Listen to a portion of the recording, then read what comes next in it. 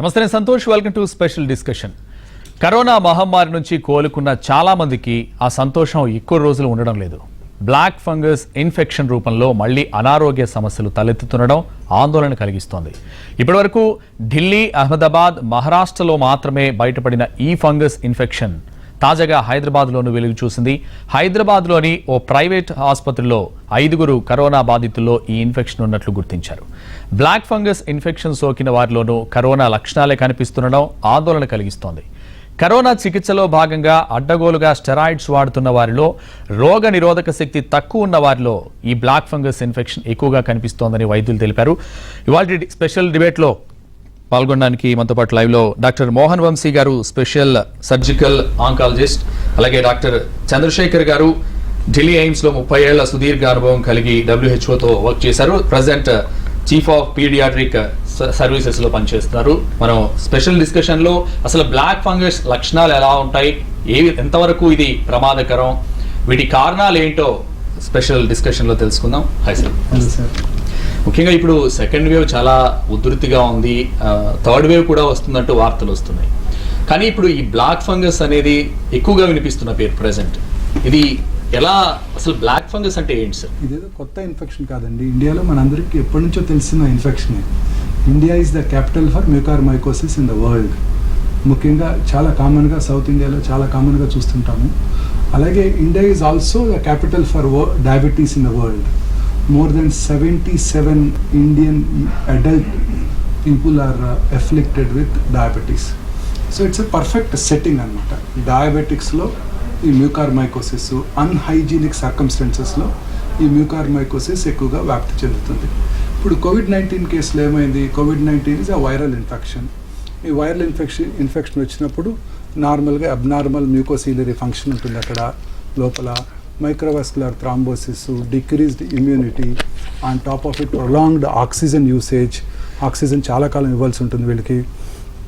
ఆ ఆక్సిజన్ ఇస్తున్నప్పుడు ప్రాపర్గా స్టెరైల్ వాటర్ వాడకుండా కొంచెం కంటామినేట్ అయినా కూడా ఈ ఫంగల్ ఇన్ఫెక్షన్స్ అవి ఎక్కువ వస్తుంటాయి.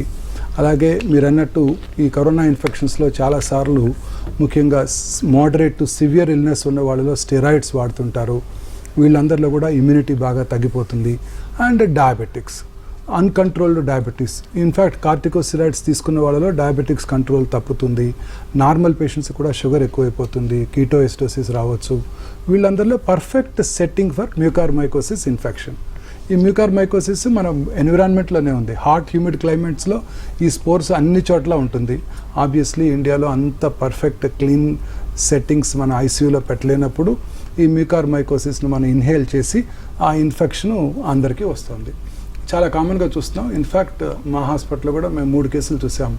ఒక పేషెంట్ ఆల్రెడీ సైనస్ ఇన్ఫెక్ట్ అయ్యి బయట ఎండోస్కోపిక్ సైనస్ సర్జరీ చేసుకున్న తర్వాత అది ఆర్బిటల్ ప్లేట్ని డ్యామేజ్ చేసి ఆ ఆర్బిట్ అంతా కూడా డ్యామేజ్ అయ్యి విజన్ పోయిన తర్వాత దగ్గరికి రావడం జరిగింది. మేము ఎమర్జెన్సీగా అతనికి ఐబాల్ పూర్తిగా తొలగించి బేస్ ఆఫ్ స్కల్ దగ్గర కూడా ఉన్న లీషన్స్ అంతా తీసేయడం జరిగింది.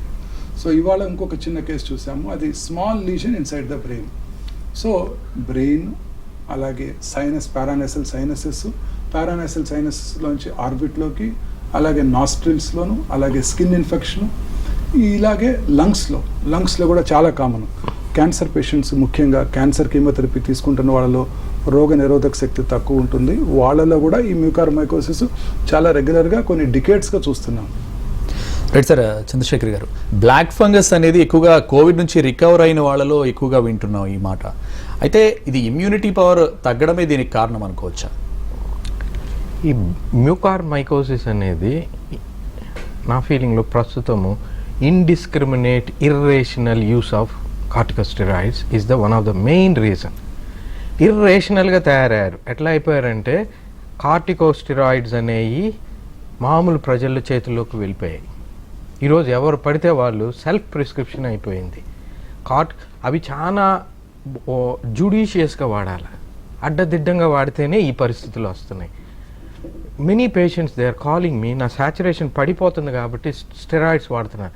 స్టెరాయిడ్స్ అనేవి ఒక డాక్టర్ పర్యవేక్షణలో ప్రాపర్ డోసేజ్లో వాడాలి. There is nothing like that. People are using massive doses. Saturation పడిపోవడానికి స్టెరాయిడ్స్కి ఎటువంటి సంబంధం లేదు. First of all they should understand that.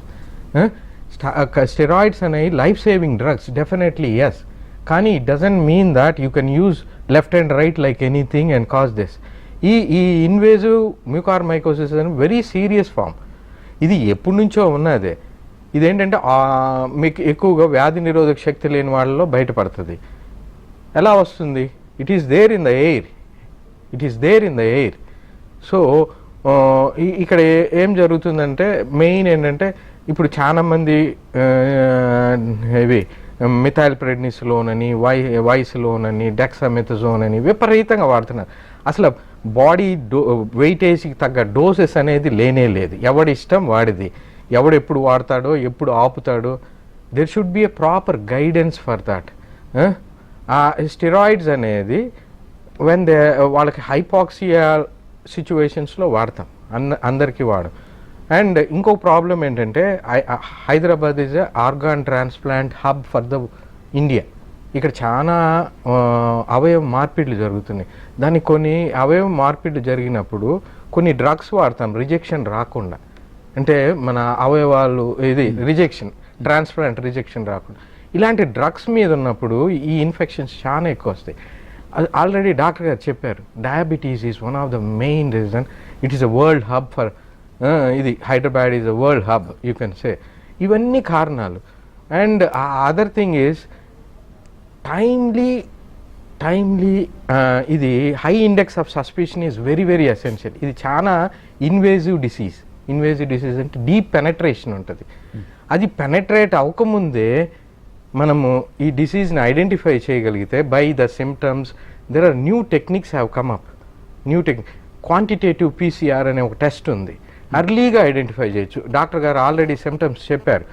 ఒకవైపు మొహం వాయటం, బ్లాక్ స్పాట్స్ రావడం, and prolonged fevers because of immunocompromised అంటే వ్యాధి నిరోధక శక్తి లేకపోవడం. ఇలాంటివన్నీ ఉండడం మూలన మనము త్వరగా పట్టుకోవచ్చు ఆ డిసీజ్. మళ్ళీ అది ఆర్బిట్ దాకా వెళ్ళిపోయి కన్ను ఉబ్బిపోయి కన్ను తీసేసే పరిస్థితి.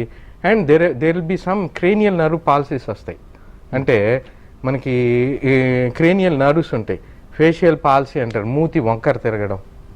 7వ క్రేనియల్ నర్వ్ మనది. మన మూతి కానీ ఫేషియల్ ఎక్స్ప్రెషన్స్కి ఉపయోగపడుతుంది. ఇప్పుడు కరోనా పేషెంట్స్లో ఇలాంటి సిమ్టమ్స్ వస్తుంటే మూతి వంకర తిరగడం కానీ పక్షవాతం లక్షణాలు కనపడుతున్నాయి. You have to identify. అంటే you are going in to a very serious issue. Prolonged fever వస్తుందని చాలామంది స్టెరాయిడ్స్ తీసుకున్నారు. That is a wrong notion and indiscriminate use. ఈ రెమ్డెసివిర్ కూడా స్టేజ్ 3 డిసీజ్కి వాడతాం. సివియర్ ఫార్మ్స్కి, mild disease, moderate disease just paracetamol is enough. Paracetamol, hydration, సరిపోయినంత నీళ్ళు తీసు. ఇవి ఏంటంటే జనాల చేతుల్లోకి వెళ్ళిపోయినాయి పెద్ద పెద్ద మెడిసిన్స్ అన్ని. దాని మూలంగా ఇలా జరుగుతుంది. దీనికి హై ఇండెక్స్ ఆఫ్ సస్పిషన్. మనం ఐడెంటిఫై చేస్తే రైట్ టైంలో we can save the patient. And అది టైమ్లీ జరగలేదు అని అంటే ఇట్ స్ప్రెడ్స్. ఆల్రెడీ డాక్టర్ గారు ఎక్స్ప్లెయిన్ చేసి it can spread to your brain, it can spread to your lungs. We need to CT scans చేయించుకోవాలి. There are very good signs. దీని మీద చాలా ఇన్డెప్త్గా ట్రీట్మెంట్ లైన్స్ కూడా ఉన్నాయి, గైడ్ లైన్స్ ఉన్నాయి. There are only 2 FDA approved drugs by the USA. ఒకటేమో amphotericin B అంటారు, ఇంకొకటేమో isavuconazole, voriconazole, all these drugs. Isavuconazole and is a very good drug.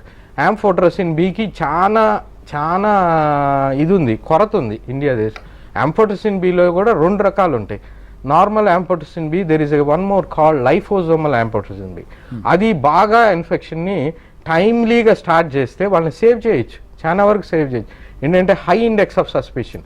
ముందు ఆ వ్యాధి గురించి మనకు అవగాహన ఉండాలి. Then only we can make that disease. మనకు అవగాహనే లేనప్పుడు, అది ఏం జరుగుతుందో తెలియనప్పుడు, బై ద టైం మనము తెలుసుకునే లోపల అంతా జరిగిపోద్ది. We cannot save any patient. So ఈ timely management, then we can take this disease out. Very and చాలా వచ్చేసినాయండి. టిష్యూ బయాప్సీ ఇంతకుముందు చేసేవాళ్ళం, ఇప్పుడు అసలు అవసరమే లేదు. క్వాంటిటేటివ్ PCR ఉంది అండ్ మాల్డీ టాఫ్ అనే ఒక టెక్నిక్ ఉంది, where you can identify the disease very early. ఇది వస్తుంది, ఇది రావచ్చు అనే మనకి అటువంటి జాగ్రత్త ఉంటే డెఫినెట్గా and most of the ICUs should be equipped with HEPA filters. HEPA filters అని, ఆ ఫిల్టర్స్ పెడితే ఇవన్నీ ఫిల్టర్ అవుతాయి. ఇప్పుడు ఓవర్ క్రౌడెడ్ ఐసీయూస్, ఎక్కడ చూసినా పేషెంట్లకి ఏం జరుగుతుందో ఐసీయూలో మానిటర్ చేసే అంత స్టాఫ్ లేరు, అంత లోడ్ మీద. When you are getting so much of load, these type of infections will flourish like anything. So మన జాగ్రత్తే మనకి దీనికి ఇది. Above all our immunity makes a lot of difference. If you are immunocompetent you can defend any disease. మన immunocompetency లేకపోవటం వలన, సహజ రీతిలో మనం బ్రతకపోవటం వలన we are living in a very artificial manner. చాలా ఊహాగానాల్లో మనం నివసిస్తున్నాం, అందుకని మనం ఈ జబ్బులు బారిన పడుతున్నాం. సరే, మోహనవంశీ గారు, ఒక అమ్మాయి ముంబైలో 25 ఏళ్ల అమ్మాయి కోవిడ్ నుంచి రికవర్ అయిన 3 వీక్స్ తర్వాత ఆ అమ్మాయికి బ్లాక్ ఫంగస్ ఇన్ఫెక్ట్ అయ్యి ఆ అమ్మాయి ఐ తీసేయాల్సి వచ్చిందని చెప్తూ డాక్టర్ కూడా చెప్పారు, అది విన్నాం. అలాగే ఇంకొక చోట దవడ కూడా తీసేయాల్సిన పరిస్థితి వచ్చిందని విన్నాం. అంటే ఇంత సివియారిటీ ఉంటుందంటారా దీంట్లో? చాలా కామన్ గా చూస్తున్నామండి. ఈ నిన్న మేము కూడా వచ్చేసాము ఎమర్జెన్సీ సర్జరీ. ఈ ఎంటైర్ ఈ మాక్సిలరీ సైనస్ అంతా కూడా పూర్తిగా తీసేసాము. ఐబాల్, ఐ ఆర్బిట్కిను దీనికి ఉన్న ప్లేట్ కూడా ఇన్ఫెక్ట్ అయిపోయి ఐబాల్లోకి వెళ్ళిపోయి ఆప్టిక్ నర్వ్ దగ్గరికి వెళ్తే న్యూరో సర్జన్ సహాయం తీసుకొని మొత్తం అంతా ఈ ఐబాల్, ఈ సైనస్ అంతా పూర్తిగా తొలగించడం జరిగింది. So this a very common problem which we are encounter. ఈ మ్యూకార్మైకోసిస్ అనేది very highly invasive fungal infection. ఈ కోవిడ్-19 సెట్టింగ్ తర్వాత, వైరల్ ఇన్ఫెక్షన్ తర్వాత ఇమ్యూనిటీ తగ్గుతుంది, మ్యూకోసిలియరీ ఫంక్షన్ దెబ్బతింటుంది. ఈ మనం అనుకున్నట్టు ఐసీయూలో పర్ఫెక్ట్ ఫిల్టర్స్ అవి మెయింటైన్ చేయకుండా స్పోర్ట్స్ని మనం ఇన్హేల్ చేసినప్పుడు, ప్రొలాంగ్డ్ ఆక్సిజన్ థెరపీ తీసుకున్నప్పుడు, తర్వాత ఈ చక్కగా థ్రైవ్ అవుతాయి మ్యూకార్ మైసిటీస్. ఇది మ్యూకార్ మైసిటీస్ అనే దీన్నే బ్లాక్ ఫంగస్ అని కూడా అంటారు. చక్కగా థ్రైవ్ అయ్యి అవి ర్యాపిడ్గా మన ఇమ్యూన్ కాంప్రమైజ్డ్ సెట్టింగ్లో ర్యాపిడ్గా పెరిగిపోయి సైనస్ ఇన్వాల్వ్ అయిపోతుంది, జా బోన్ ఇన్వాల్వ్ అయ్యి అప్పర్ జా కామన్గా ఇన్వాల్వ్ అవుతుంది, ఆర్బిట్లోకి వెళ్ళిపోతుంది, అటు నుంచి బ్రెయిన్లో కూడా వెళ్ళిపోతుంది. ఇన్హేల్ చేసినప్పుడు లంగ్స్లో వస్తుంది. We have 1 or 2 case of lung mucormycosis also. All are post covid setting only. Most 99% are diabetics. మాకున్న 5 పేషెంట్స్ కూడా badly controlled diabetes. Diabetes is a perfect setting for this mucormycetes to grow.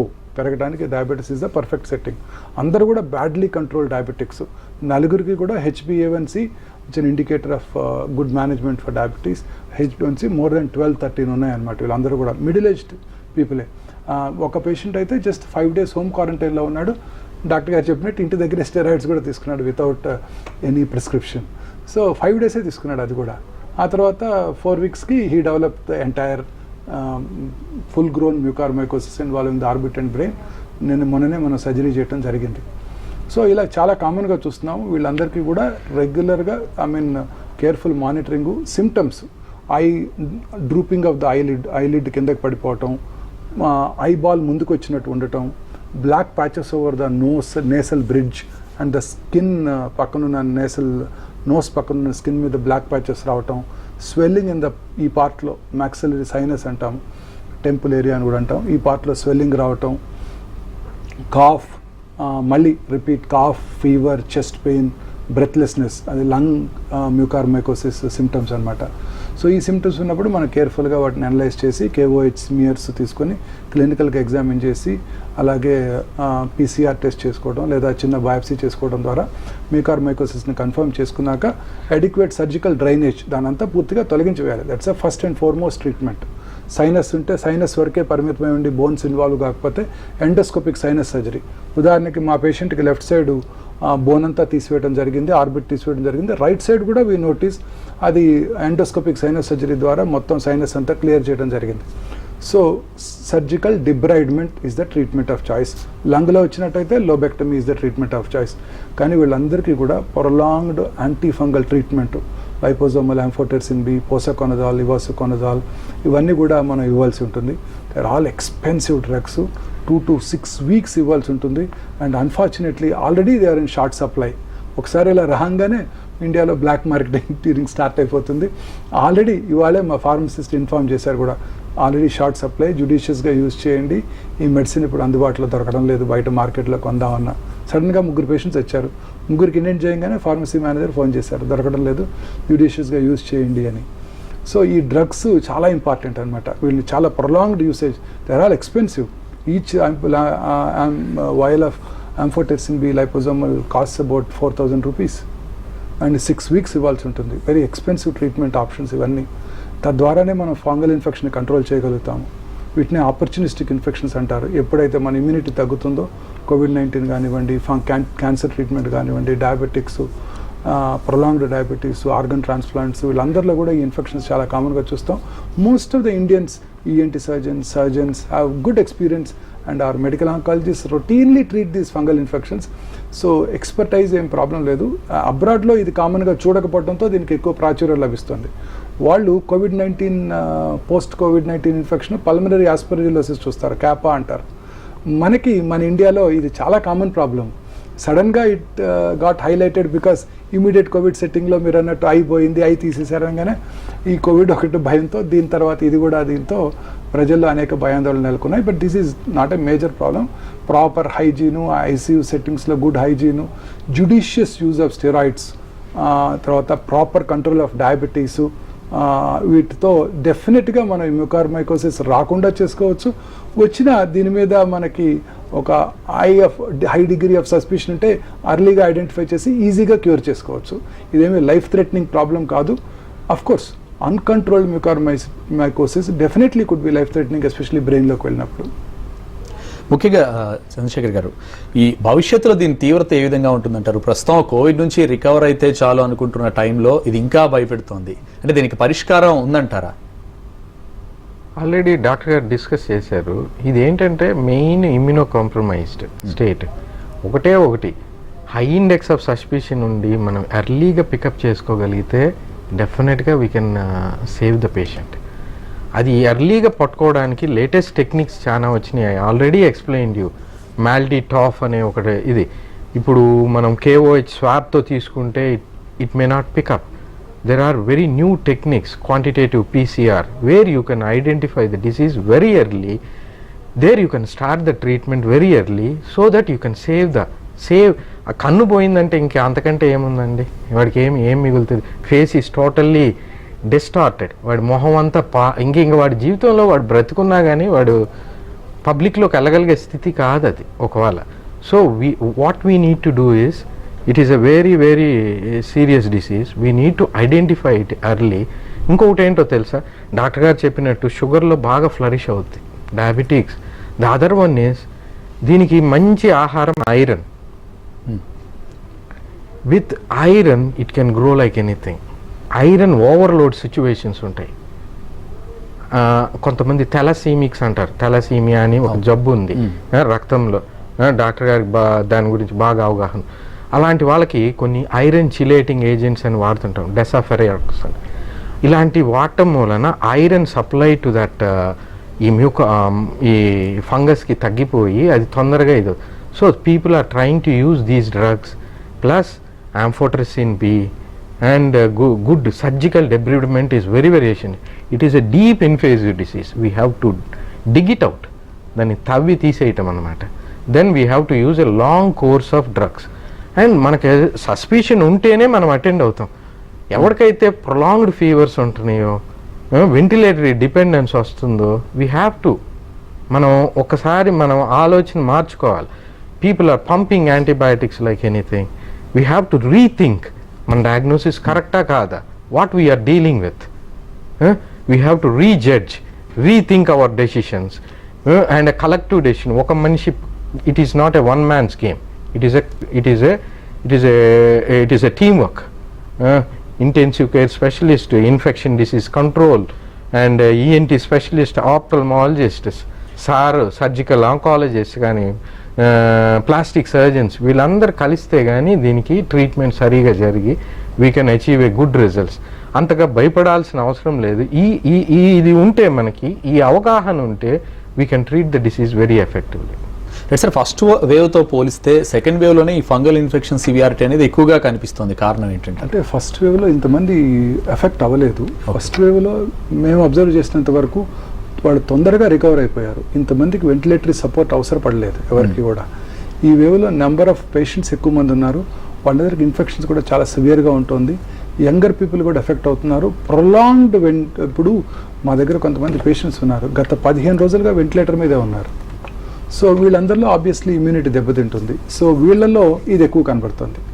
So దీని నుంచి బయటపడుతున్నారు, steroids వాడుతున్నారు during severe disease, ఆ cytokine స్టామ్ని prevent చేయడానికి, control చేయడానికి steroids వాడుతున్నారు. Mostly డయాబెటిక్సే ఈ సెట్టింగ్లో ఈ కరోనా కూడా ఎక్కువగా డయాబెటిక్స్లో ఇమ్యూనిటీ తక్కువ ఉంటుంది కాబట్టి వాళ్ళలో సివియరిటీ ఆఫ్ ద ఇన్ఫెక్షన్స్ ఎక్కువగా ఉంటున్నాయి. సో చాలామంది వెంటిలేటరీ ఇంటెన్సివ్ కేర్ సెట్టింగ్స్లో చాలా కాలం ఉంటున్నారు. సో వీళ్ళలో ఇది డెవలప్ అవుతుంది. సో అన్ని పర్ఫెక్ట్ సెట్టింగ్ అనమాట. ప్రొలాంగ్డ్ వెంటిలేషన్, ఆక్సిజన్ థెరపీ, ఆ ప్రాపర్ ఆక్సిజన్ థెరపీ. ఇప్పుడు హ్యూమిడిఫైడ్ ఆక్సిజన్ వాడాలి. ఆ వాటర్ కొంచెం కంటామినేట్ అయితే మన ఎన్విరాన్మెంట్లోనే ఉంటాయి ఈ స్పోర్స్ అన్నీ. ఆ వాటర్ కంటామినేట్ అవ్వచ్చు, సరి అయిన ప్రాపర్ హ్యాండ్లింగు. అంతమంది అడిక్వేట్ ట్రైన్డ్ నర్సెస్ లేరు, డాక్టర్స్ ఎంతమందిని చూడగలరు? ఇవన్నీ కూడా నర్సెస్కి అర్థం కాకపోవచ్చు ఆ పర్ఫెక్ట్ హైజీన్ మెయింటైన్ చేయటం. సో అవన్నీ ఇన్హేల్ చేస్తున్నారు వెంటిలేషన్ చేస్తున్నప్పుడు. నాన్ ఇన్వేసివ్ వెంటిలేషన్ టైంలో కూడా ఆ స్పోర్స్ అన్ని చేస్తున్నారు. పోస్ట్ కోవిడ్ ఇమ్యూనిటీ తగ్గుతుంది, డిక్రీజ్డ్ మ్యూకోసిలరీ ఫంక్షను, అలాగే microvascular thrombosis, reduced immunity, reduced blood supply. So చక్కగా డిస్క్రైబ్ చేశాడు ఒక సైంటిస్ట్. ఫ్రైయింగ్ ప్యాన్ నుంచి ఫైర్ మీద పడినట్టు కోవిడ్ నుంచి బయటపడి మ్యూకార్మైకోసిస్ ద్వారా ప్రాణం కోల్పోతున్నారు. అదేంటంటే ఇన్నాళ్ళు అవగాహన లేకపోవడంతో, ప్రజలలో కూడా అవగాహన లేకపోవడంతో, చిన్న సైనస్, కొంచెం నేసల్ బ్లాకెడు అది పెద్దగా పట్టించుకోకపోవడంతో, డాక్టర్స్ కూడా సడన్గా రియలైజ్ అవ్వకపోవడంతో ఇలా లేట్ స్టేజ్ కేసులు ఇప్పుడు ఒక 20-30 బయటపడ్డాయి. గుజరాత్లోను, సూరత్లోను, న్యూఢిల్లీలోను. లంగ్ 13 కేసులు డయాగ్నోస్ చేశారు ఒక్క సెంటర్లో. ఇన్ లంగ్ 13 ఆపరేట్ చేశారు. Patients are safe. మా దగ్గరే 3 కేసులు చూసాము last week itself. So మనకి ఇప్పుడు ఇండెక్స్ ఆఫ్ పేర్ ప్రజల్లో కూడా తెలిసింది, ఇది కనుక ఉన్నట్టయితే డాక్టర్ దగ్గరికి వెళ్ళాలని.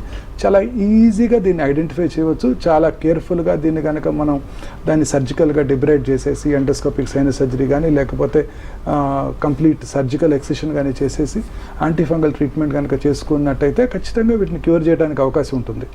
అంతే తప్ప దీని గురించి అసలు ఆందోళన పడాల్సిన అవసరమే లేదు.